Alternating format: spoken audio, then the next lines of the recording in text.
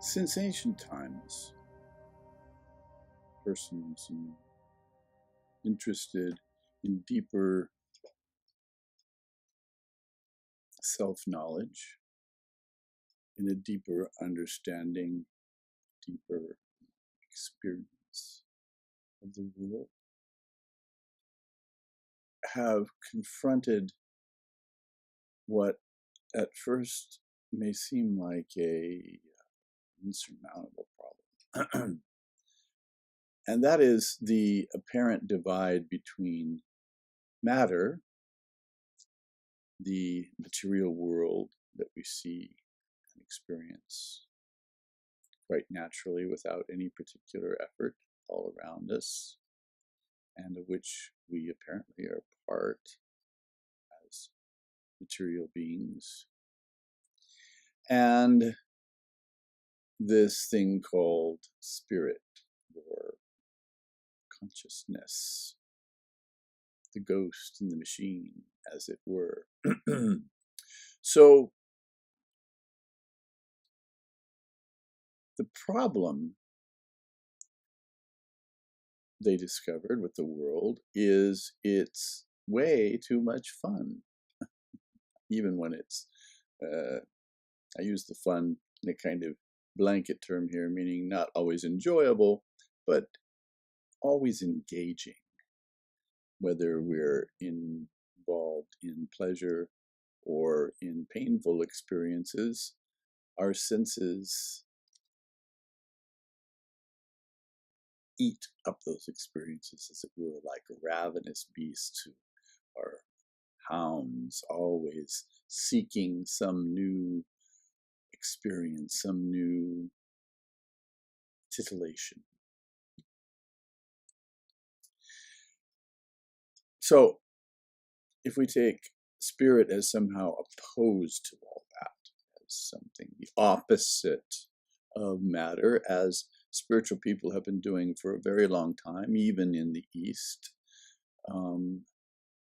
then it's natural to wonder, how do we get out of that? How do we turn those, or tame those hounds? Or, as is often the metaphor often used in Hinduism, that the senses are like horses, and that we're like riders in this chariot being dragged by the horses, five horses, the five senses, through various experiences. How do we tame those horses so that instead of dragging us from experience to experience, they enable us to stop and see what's really going on? So asceticism, that is shutting down of the senses, quieting of the senses and the mind, has been a primary response to the problem of how entertaining the world is. If the world's entertaining is distracting you, then shut off the distraction, like turn off the TV, close the door. And so closing the doors of the senses, closing the eyes literally, quieting the body, quieting the mind through these yogic processes of breath control and so on. Also moderating diet and your surroundings and so on, to create a quiet, peaceful environment in which one can then settle into the deeper layers of experience, presumably where consciousness and the divine reside. And that's all good. It's one reason that asceticism is popular throughout the major world religions. Certainly Christianity is very ascetic, anti-physical, anti-body. Islam, to the most part, and except for Sufism, is also very strict and restricting pleasures and so on. Judaism, not so much, but to some extent, than Hinduism and Buddhism in their monastic cultures, whose influence permeates their philosophy and religion. It's a strong prejudice toward asceticism, which then places monks, those who wear this color, on the pinnacle of society, because monasticism is a vivid statement that the world is unimportant to deeper spiritual life and needs to be renounced, or at least profoundly ignored. Now, why is that a problem? If asceticism works, just do that and stop talking. Well, Tantra isn't quite so absolute. Rather, Tantra is more practical. Why did Tantra arise at all? Well, because there are people who are not suited to that extreme ascetic life, who require some kind of experiences of the world to, as it were, exhaust the desire for experience, and yet also are serious about inner life. What can be done for these people? Well, their Tantra steps in and says, well, first of all, if you ask those ascetics, they'll tell you from their own experience, if they've had any, that the whole world is consciousness.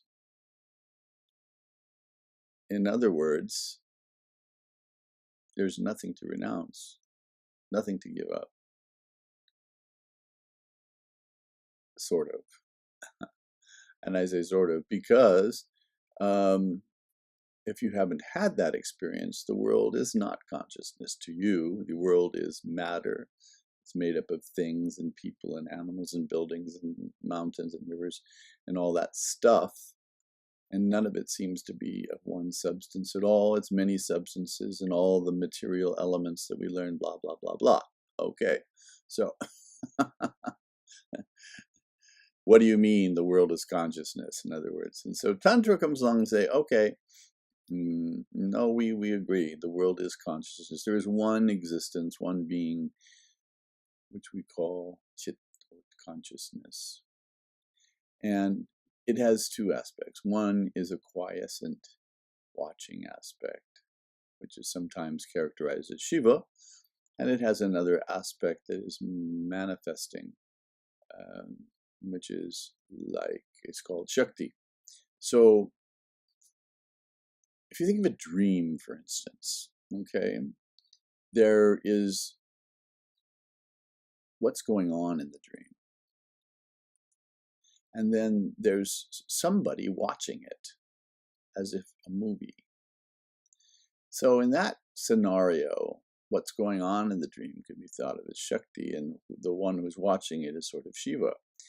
Now, within the dream world, we know it's all kind of in your head, right? It's all thought. It's all the substance of thought, which is consciousness. So in the dream world, it's very clear that the whole world is consciousness, and that even though there is just one substance, thought, consciousness, it manifests in those two aspects as manifesting various stories and scenarios and manifesting as a watcher, okay, or revealing a watcher that reveals it all. It's relatively easy from the waking state to understand that all of those manifestations, as well as the watching of them, is occurring in a field of consciousness, that it's all consciousness. However, in the waking state, it's not so easy. And so, how to bridge the gap between what seems to be material and the consciousness that mystics tell us is actually there manifesting as what seems to be material.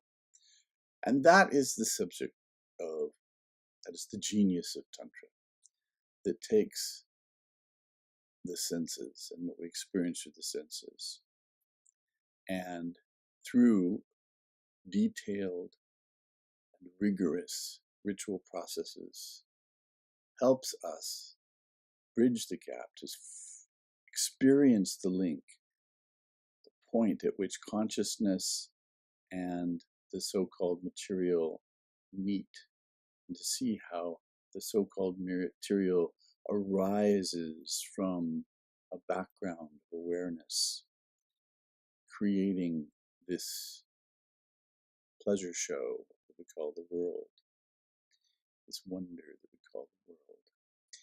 And that process, that ritual process, is something that we'll need to explore in more detail